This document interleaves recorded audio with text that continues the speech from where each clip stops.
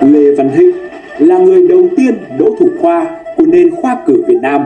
Ông là người tài cao, đức trọng, có nhiều công lao với đất nước, được triều đình nhà Lý trọng dụng, thăng đến chức thái sư, là chức vụ cao nhất trong triều. Tuy nhiên, vào năm 1096, ông bị kết tội phản nghịch, sử dụng tà thuật hóa hồ để giết vua, hay còn được gọi là vụ án Hồ Dâm Đàm, tên gọi khác của Hồ Tây. Diễn biến vụ án cho đến nay vẫn để lại nhiều nghi vấn. Cụ thể, theo Đại Việt Sử Ký Toàn Thư chép, Bính Tý Hội Phong năm thứ 5 1096, mùa xuân tháng 3, bấy giờ vua ra hồ Dâm Đàm, ngự trên thuyền nhỏ xem đánh cá. Chợt có mây mù nổi lên, trong đám mây mù có tiếng thuyền bơi đến, tiếng mái chèo rào rào. Vua lấy giáo ném. Chốc lát mây mù tan, thấy trong thuyền có con hổ. Mọi người sợ tái mặt nói: việc nguy rồi. Người đánh cá là Mục Thận quăng lưới chùm lên con hổ, thì ra là thái sư Lê Văn Thịnh.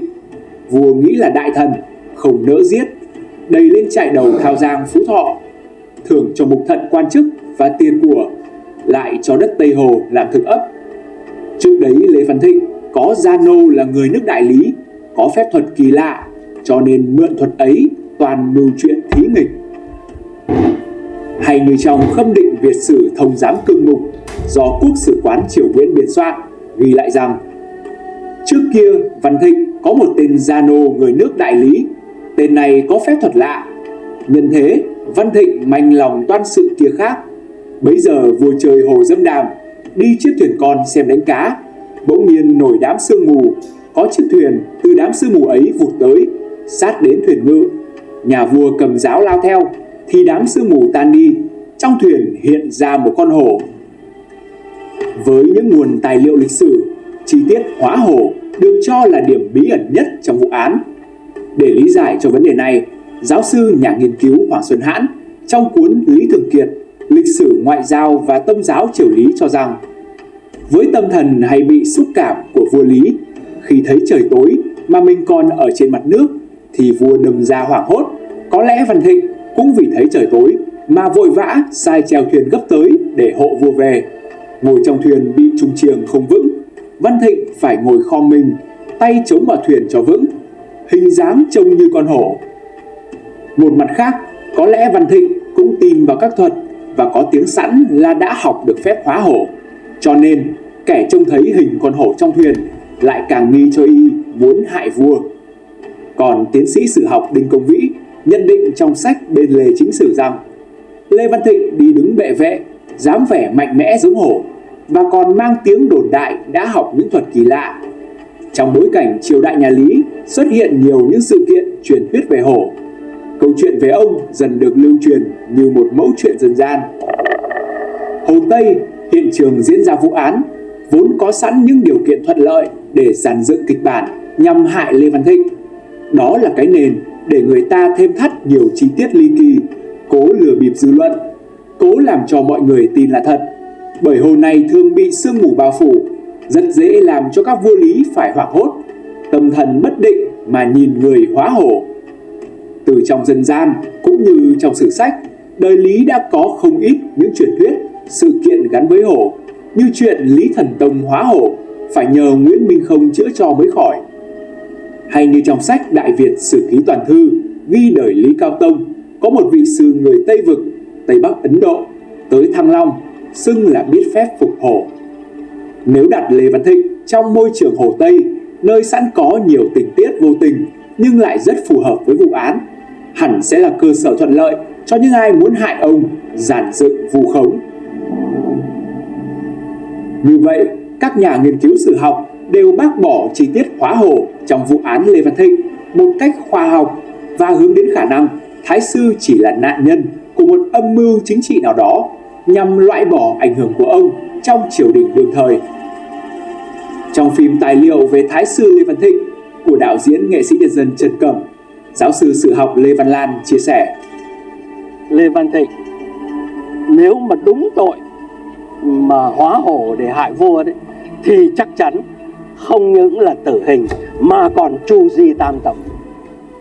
Nhưng mà làm như thế đấy thì không thể và không nỡ, vì đây là thầy học và đây lại là đại diện cho một phe phái, một trường phái mà có ý thức hệ vào lúc ấy là tiến bộ, là hợp thời, là thích hợp với sự phát triển xã hội.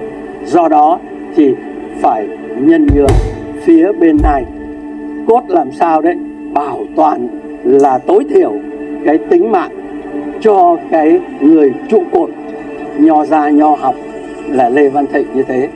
Dung hòa tất cả các chiều hướng ấy thì nảy sinh cái quyết định của vua Lý Nhân Tông là không giết, không tru di tam tộc, nhưng mà phải ra khỏi triều đình để thỏa mãn cái yêu cầu của phe chống đối này. Vậy đâu là nguyên nhân thật sự đằng sau vụ án này?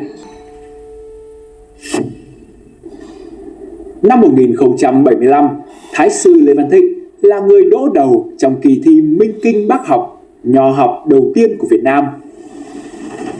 Một kỳ thi mang tính bước ngoặt, đánh dấu sự khởi đầu của nho giáo trong hệ thống giáo dục và tuyển dụng quan chức thời bấy giờ. Trong 11 năm Lê Văn Thịnh giữ chức Thái sư, ông đã dùng kiến thức nho học để cải cách đất nước.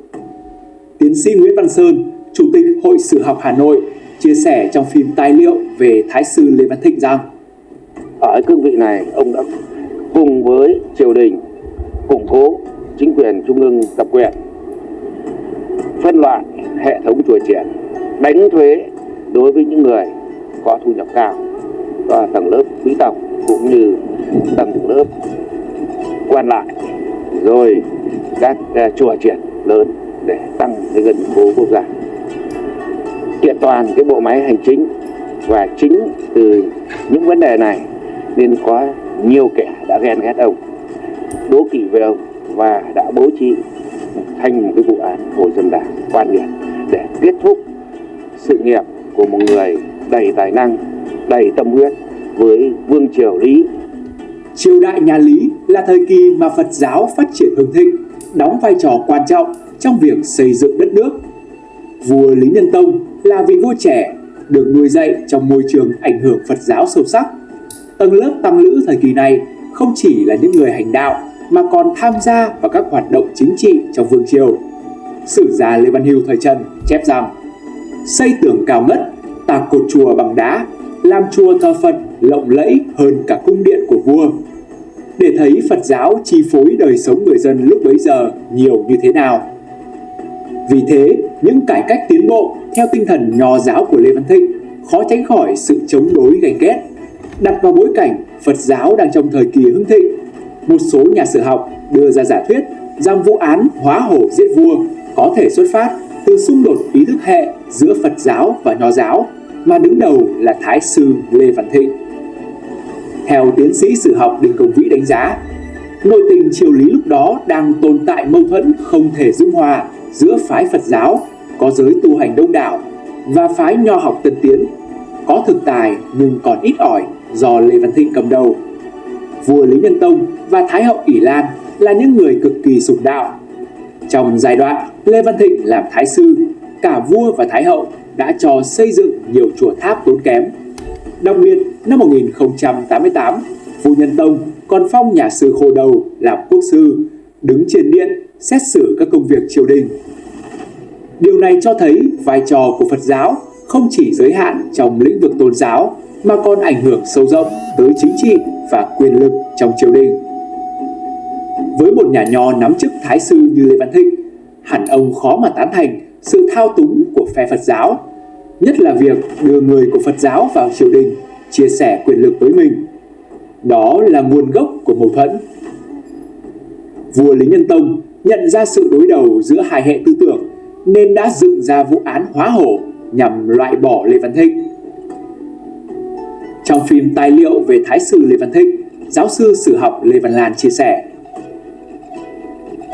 Lý Nhân Tông nhận thức ra là cái lực lượng mà chống đối Lê Văn Thịnh với tư cách là thủ lĩnh của ý thức hệ nho gia, của văn hóa, văn minh, nho học, thì Lý Nhân Tông sẽ phải chiều cái lực lượng, cái phe phái đó. Và ông biết rất rõ là cái lực lượng này nó muốn tiêu diệt Lê Văn Thịnh. Nhưng mà trước hết, nếu mà đẩy được Lê Văn Thịnh ra khỏi công việc triều chính thì cũng là làm hài lòng cái phe phái này rồi. Đối với nhà nghiên cứu Trần Hoàng Vũ, tác giả sách Mật Bổn những bí ẩn lịch sử Việt Nam cổ trung đại, thì không có bằng chứng cho thấy phía Phật giáo mâu thuẫn với Nho giáo. Người lãnh tụ giáo hội lúc đó không ai khác là Thiền sư Mãn Giác. Chức vụ của Thiền sư Mãn Giác lúc đó vừa là Hoài Tín đại sư trụ trì Thiền viện Giáo Nguyên, vừa lo việc tôn giáo trong hoàng tộc, vừa được cùng với triều đình xử lý việc công. Trong Thiên Uyển Tập Anh, sách cổ của Phật giáo Việt Nam viết về Mãn Giác Thiền sư như sau: ông vốn là người học rộng, nhớ giỏi, học thông nho Phật. Như vậy, lãnh tụ của trí thức Phật giáo cũng học tập kiến thức nho giáo, không có ý bài trừ. Ông còn nắm giữ quyền lực trong triều đình.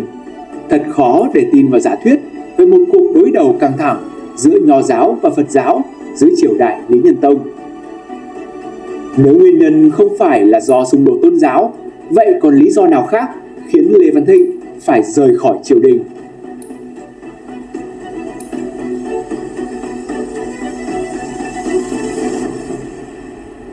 Vào năm 1084, sứ bộ Đại Việt do Lê Văn Thịnh dẫn đầu đã sang nhà Tống để đàm phán về việc trao trả các vùng đất mà họ chiếm giữ. Hội nghị diễn ra trong bầu không khí căng thẳng khi sứ đoàn của ta kiên quyết không vâng lệnh phục tùng nhà Tống. Còn nhà Tống nghi ngờ rằng ta có ý định gây sự. Lê Văn Thịnh thể hiện thái độ cương quyết đến mức đưa khu mật viện, cơ quan phụ trách việc trọng đại triều đình, báo cáo lên vua Tống rằng sứ giáo chỉ còn biện nghị cương chỉ, hoàn toàn chưa chịu nghe mệnh, sợ rằng ở biên thùy còn phải phòng bị. Điều này cho thấy các quan lại phương Bắc nhận định vị sứ thần của nước ta có khả năng tranh luận mạnh mẽ, thể hiện quyết tâm bảo vệ quyền lợi của đất nước, không dễ dàng phục tùng mệnh lệnh. Chính sự cứng rắn ấy đã khiến triều đình nhà Tống phải cẩn trọng và sẵn sàng phòng bị tại vùng biên giới trong trường hợp tình hình trở nên căng thẳng. Nỗ lực của Lê Văn Thịnh khiến nhà Tống phải trả lại cho Đại Việt 6 huyện Bà Động thuộc châu Quảng Nguyên, nay là phần đất ở phía Tây Bắc tỉnh Cao Bằng. Nhưng cũng chính quan điểm chính trị cứng rắn về chủ quyền biên giới của Lê Văn Thịnh được cho là gây nên sự bất đồng với phe có chủ trương hòa hoãn trong triều. Từ đây xuất hiện giả thuyết mâu thuẫn về đường lối chính là nguyên nhân dẫn đến vụ dàn dựng thái sư hóa hổ giết vua, khiến ông gặp họa. Tiến sĩ sử học Đinh Công Vĩ cho biết, Lê Văn Thịnh cũng như Lý Thường Kiệt đều có chủ trương đòi lại đến cùng những vùng đất bị nhà Tống chiếm ở biên giới. Thậm chí, ông còn cho rằng nếu cần có thể dùng sức mạnh để phục hồi và mở rộng biên cương. Điều đó không thể không làm phật lòng những kẻ chủ trương hòa hoãn để an thân, giữ yên quyền lợi ở triều đình. Vua và Thái hậu cũng vậy. Lúc đầu, cả hai mẹ con đều tán thành việc tấn công lên phương Bắc, bảo vệ có hiệu quả biên cương Tổ quốc, nhưng sau này cả hai có lúc nản lòng. Về chuyện nản lòng này, giáo sư nhà nghiên cứu Hoàng Xuân Hãn cũng có chia sẻ trong cuốn Lý Thường Kiệt, lịch sử ngoại giao và tôn giáo triều lý như sau: Thái hậu và vua là đàn bà con trẻ, quen sống thái bình êm ấm, chắc chẳng khỏi có lúc nản lòng, và oán viên đại tướng Lý Thường Kiệt quen với trăm trận, không nghĩ đến sự nhàn thân. Theo giả thuyết này, phe có chủ trương cứng rắn trong việc giải quyết tranh chấp với nhà Tống gồm có Lê Văn Thịnh và Lý Thường Kiệt, trong khi phe theo đuổi đường lối hòa hoãn là vua Lý Nhân Tông và Thái hậu ỷ Lan. Do mâu thuẫn về đường lối, nhà vua quyết định điều Lý Thường Kiệt rời xa triều đình, ra trấn giữ Thanh Hóa suốt 19 năm. Trong khi đó, Lê Văn Thịnh, người có cùng quan điểm với Lý Thường Kiệt, thì lại dính vào nghi án mưu sát vua. Tóm lại, vụ thái sư hóa hổ giết vua cho thấy sự phức tạp và rủi ro trong các cuộc đấu đá quyền lực triều đình. Quý vị nghĩ gì về những chi tiết mà tôi vừa chia sẻ? Sau vụ án hóa hổ giết vua, Thái sư Lê Văn Thịnh bị đày đến trại Thao Giang, Phú Thọ và từ đó không còn bất kỳ ghi chép nào về ông. Đến nay, năm mất của ông vẫn chưa được xác định. Đền thờ Thái sư Lê Văn Thịnh được lập tại xã Đông Cứu, huyện Gia Bình, tỉnh Bắc Ninh. Năm 1991, khi nhân dân địa phương tiến hành tu sửa đền, phát hiện bức tượng bí ẩn dưới đám cây dại ngay phía lối lên đền. Tượng rồng đá được tạc bằng khối đá xạ thạch màu xanh xám với một hình dáng kỳ dị, trong tư thế miệng cắn thân, chân xé mình. Pho tượng như thể hiện một trạng thái sống động, đau đớn, quằn quại, bi thương, phẫn uất đến cùng cực. Nhiều người cho rằng tượng chính là nơi gửi gắm những tâm sự về nỗi oan khiên mà Thái sư Lê Văn Thịnh đã phải chịu trong vụ án trên hồ Dâm Đam đời vua Lý Nhân Tông. Năm 2013, Thủ tướng Chính phủ ký quyết định công nhận bức tượng là bảo vật quốc gia. Tại hội thảo khoa học được tổ chức cuối năm 2015 kỷ niệm 940 năm Thái sư Lê Văn Thịnh đỗ đầu khoa thi, các nhà nghiên cứu khoa học một lần nữa khẳng định Thái sư Lê Văn Thịnh, vị thủ khoa của khoa thi chọn hiền tài đầu tiên của Việt Nam thời Lý, đã mở đầu cho sự nghiệp khoa cử hơn 900 năm ở nước ta và có nhiều cống hiến lớn lao cho dân tộc. Lịch sử còn ghi nhận ông là một nhà ngoại giao xuất chúng, một danh nhân văn hóa kiệt xuất và là thái sư có tài kinh bang tế thế, một nhà cải cách chính trị, kinh tế đại tài, đưa đất nước phát triển hưng thịnh.